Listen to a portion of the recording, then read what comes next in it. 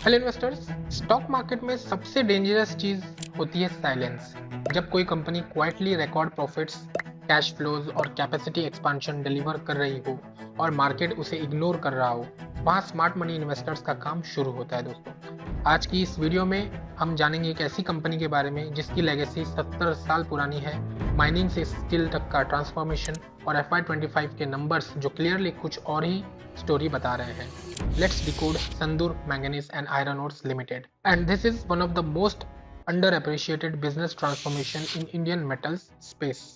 आज की इस वीडियो में नो हाइप, सिर्फ फैक्ट, स्ट्रेटजी और लॉन्ग टर्म रियलिटी। दोस्तों, Sandur manganese and iron ores limited 70 साल पुरानी कंपनी है दोस्तों, लेकिन जो ट्रांसफॉर्मेशन पिछले कुछ सालों में हुआ है वो इससे कम्प्लीटली डिफरेंट लीग में ले जाता है। FY25 तक आते आते संदूर मैंगनीज ने खुद को मर्चेंट माइनर से इंटीग्रेटेड मेटल्स कंपनी बना दिया है। आज बिजनेस स्ट्रक्चर कुछ ऐसा है, पहले माइनिंग से फिर फेरोलॉयज से कोक एंड पावर और कोक एंड पावर से स्पेशलिटी स्टील, यानी रॉ मटेरियल से फाइनल वैल्यू एडेड प्रोडक्ट तक सब कुछ कंट्रोल इन हाउस है। माइनिंग अभी संदूर मैंगनीज का कोर स्ट्रेंथ है। कंपनी आज इंडिया की second largest manganese ore miner है, कर्नाटका की third largest iron ore miner है।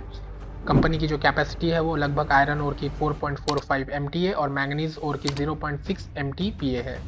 कंपनी के पास जो रिजर्व्स है वो आयरन ओर के 113 मिलियन टन्स और मैंगनीज के 15 मिलियन टन्स है।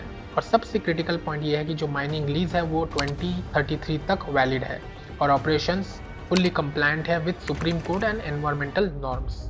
माइनिंग बिजनेस का नेचर ही कुछ ऐसा होता है दोस्तों, यहाँ पर कैपिटल ऑलरेडी संक होता है, ऑपरेटिंग लेवरेज काफ़ी हाई होता है, ROC ही काफ़ी स्ट्रॉन्ग है और कैश फ्लोज जो है वो काफ़ी ज़्यादा प्रेडिक्टेबल होते हैं। और संदूर मैंगनीज ने इसी माइनिंग कैश को कंज्यूम नहीं किया है बल्कि री इन्वेस्ट किया है।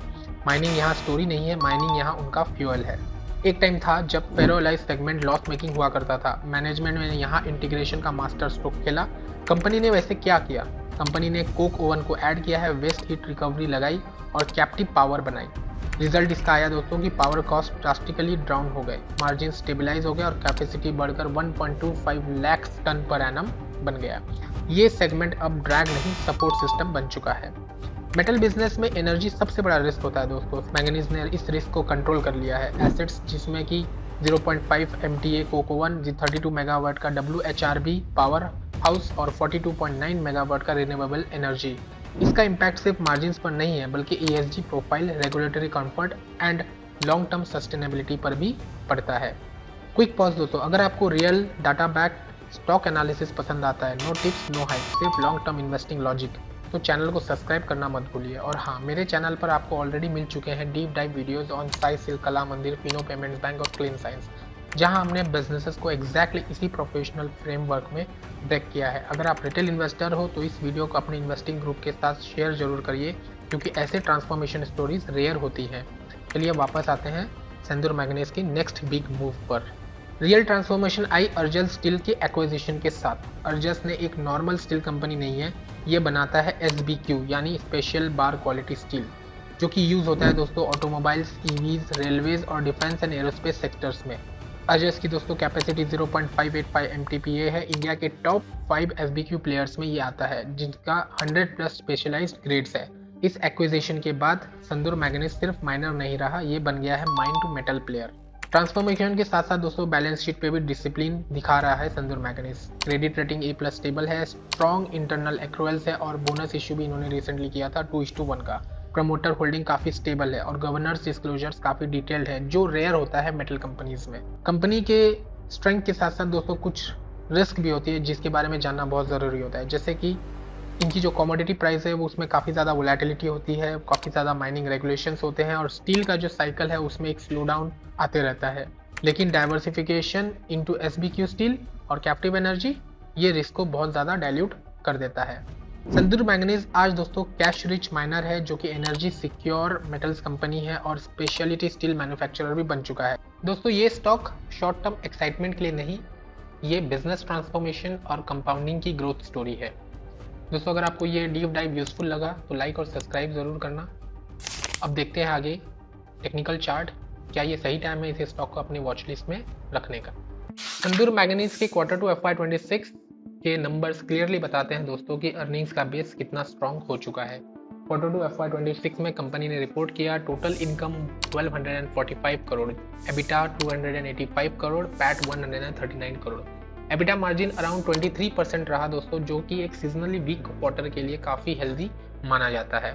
ईयर ऑन ईयर बेसिस पे रेवेन्यू ग्रोथ 163% रहा, वाई बेसिस पे एबिटा ग्रोथ 117% वाई बेसिस पे और पैट ग्रोथ 73% रहा वाई बेसिस पे। क्वार्टर ऑन क्वार्टर बेसिस पर मार्जिन थोड़े कंप्रेस हुए, जो मेटल सेक्टर के लिए साइक्लिक नेचर के साथ अलाइन करते हैं। अगर हाफ ईयरली नंबर देखें दोस्तों तो टोटल इनकम 2395 करोड़ और EBITDA 599 crore, PAT 306 crore. EBITDA margin half year level पर अराउंड 25% के आसपास है, जो माइनिंग और डाउनस्ट्रीम इंटीग्रेशन का कंबाइंड इम्पैक्ट दिखाता है। आरजस स्किल एक्विजिशन के बाद भी लेवरेज कंट्रोल में है और बैलेंस शीट पर कोई भी स्ट्रेस सिग्नल नहीं दिख रहा है। Q2 FY26 एक हाई ग्रोथ क्वार्टर नहीं था, लेकिन नंबर्स क्लियरली इंडिकेट करते हैं कि एक्सपांडेड अर्निंग बेस रहा, स्ट्रॉन्ग प्रॉफिटेबिलिटी रही और इंटीग्रेटेड स्ट्रक्चर के साथ बेटर फाइनेंशियल स्टेबिलिटी रही है दोस्तों। ये परफॉर्मेंस इस बात का सिग्नल है कि सिंदूर मैंगनीज का अर्निंग्स अब सिर्फ कमोडिटी प्राइसेस पर डिपेंडेंट नहीं है। तो दोस्तों अब वीडियो में आगे बढ़ते हैं और देखते हैं सिंदूर मैंगनीज का ये वीकली चार्ट है। जैसा कि आप देख सकते हैं दोस्तों, ये एक वीकली चार्ट है और यहाँ पर कभी कभी मार्केट में कुछ स्टॉक्स ऐसे होते हैं दोस्तों जो कि शोर नहीं मचाते हैं, लेकिन चार्ट पर क्वाइटली अपना काम कर रहे होते हैं। ये स्टॉक स्ट्रॉन्ग क्यों लग रहा है और यहाँ रिस्क कहाँ से शुरू होता है, ये सारी चीज़ें हम लोग इस वीडियो में डिस्कस करेंगे दोस्तों। अगर आप वीकली चार्ट को ध्यान से देखेंगे दोस्तों तो एक चीज़ क्रिस्टल क्लियर है, ट्रेंड ऊपर की तरफ है। स्टॉक ने पहले एक लंबा बेस बनाया, फिर एक स्ट्रॉन्ग मूव दिया विथ वॉल्यूम और वहाँ से फिर वापस जो है कंसोलिडेट होने लगा और फिर ऊपर से निकलने की कोशिश कर रहा है। ये typical accumulation, expansion, pause and next expansion वाली चार्ट दिख रही है दोस्तों। बट क्योंकि अभी मार्केट की जो ग्लोबल क्यूज है वो बहुत ज़्यादा वीक है, उसकी वजह से एक यहाँ पर जो है हमें रिट्रेसमेंट या रीटेस्ट हम बोलेंगे सपोर्ट लेवल पे, वो हमें दिखने को मिल रहा है। ये जो दोस्तों ये रिसेंट ब्रेकआउट है ये बहुत ज़्यादा इंपॉर्टेंट है। काफ़ी टाइम तक स्टॉक जो है वो 210, 222, 20 लेवल्स के आसपास रिपीटेडली रुक जा रहा था, लेकिन इस बार कुछ अलग हुआ। कैंडल का साइज बड़ा है, रेंज एक्सपांड हुई और वॉल्यूम भी क्लियरली इंक्रीज हुए दोस्तों। ये कॉम्बिनेशन नॉर्मली तब दिखता है जब सीरियस बायर्स मार्केट में आते हैं, सिर्फ रिटेलर्स नहीं। मतलब ये ब्रेकआउट जो है दोस्तों ये कैजुअल नहीं था, लेकिन ब्रेकआउट के बाद एक रीटेस्ट होना बहुत ज़रूरी होता है और वही रीटेस्ट हमें देखने को मिल रहा है, जो कि इसके सपोर्ट लेवल 200 के आसपास हमें दिख रहा है दोस्तों। मैंने दोस्तों पर्सनली जो है इस स्टॉक के अंदर 200 लेवल्स पे मैंने इन्वेस्टमेंट किया हुआ है इस जगह पर। यहाँ एक ब्रेकआउट होगा बट अनफॉर्चुनेटली अभी ये रिट्रेस हुआ है, तो मैं अभी फ़िलहाल वेट करूँगा और जैसे ही ये प्राइस जो है वापस ऊपर से 200 के लेवल से ऊपर जाने की कोशिश करेगी तो मैं वापस से इसके अंदर और थोड़ा बहुत एक्यूमुलेशन अपने पोर्टफोलियो में करूँगा और मैं वेट करूँगा अपने नए टारगेट के लिए, जो कि लगभग बनता है दोस्तों यहाँ से 300 लेवल्स पर, जो कि मुझे फ्लैट 44 to 50% का रिटर्न हमें देखने को मिल सकता है। तो यहाँ पर जो सपोर्ट लेवल है दोस्तों वो 200 का, वो बहुत ज़्यादा इंपॉर्टेंट है। अभी प्राइस फिलहाल सपोर्ट लेवल से नीचे है, तो मैं ये कंसिडर कर रहा हूँ कि यहाँ पर इसने सपोर्ट लेवल को अभी टेम्पररी बेसिस पे इसने ब्रेक किया है। बट उसके पीछे का जो रीज़न है वो कॉन्फ्लिक्ट है, ईरान इजराइल यूएस की वॉर है, जो सारा इश्यूज चल रहा है ग्लोबली, उसकी वजह से ये जो है यहाँ पर थोड़ा नेगेटिव या बेरिश मोमेंट हमें देखने को मिल रहा है। अगर ये थोड़ा कॉन्फ्लिक्ट सही हो जाता है या फिर कुछ पॉजिटिव न्यूज़ आ जाती है इस कॉन्फ्लिक्ट को लेकर के, ये वापस से 200 लेवल्स को ब्रेक करेगा और वापस से ये ऊपर जाने की कोशिश करेगा दोस्तों। तो यहाँ पर दोस्तों अगर आप देखें तो ट्रेंड काफ़ी स्ट्रॉन्ग है, जो ये ब्रेकआउट हुआ है ये कन्विंसिंग है, लेकिन फ्रेश एंट्री हमें 200 लेवल्स के ऊपर ही देख करके लेना चाहिए। हालांकि मैं इन्वेस्टेड हूँ इसमें और अभी फिलहाल मैं कुछ 5-10% नेगेटिव में भी चल रहा हूँ, but I will keep patience because this is a long term stock for me. तो मुझे लगता है कि मैं इसे होल्ड करूँगा और 200 लेवल्स के ऊपर फिर से बाय करूँगा दोस्तों। एक चीज़ याद रखिए दोस्तों, स्ट्रॉन्ग स्टॉक्स ऊपर जाते हुए स्कैरी लगते हैं और वीक स्टॉक्स नीचे जाते हुए चीप। डिफरेंस सिर्फ एक चीज़ करती है, वो है स्ट्रक्चर। तो अभी यहाँ स्ट्रक्चर जो है वो बहुत ज़्यादा स्ट्रॉन्ग है और मुझे लगता है कि ये आने वाले टाइम में काफ़ी अच्छे रिटर्न ये स्टॉक हमें दे सकता है। तो दोस्तों आज के इस वीडियो में इतना ही। आई होप आपको ये वीडियो पसंद आया होगा। अगर आपने मेरा नितिन कास्टिंग का वीडियो चेकआउट नहीं किया है तो उसकी लिंक मैं आपको आई बटन में दे दूंगा, आप उसे क्लिक करके नितिन कास्टिंग की जो डी लिस्टिंग होने वाली है उसके बारे में जो भी इंफॉर्मेशन आपको चाहिए आपको वहाँ से उस वीडियो में मिल जाएगी। Thank you very much for investing.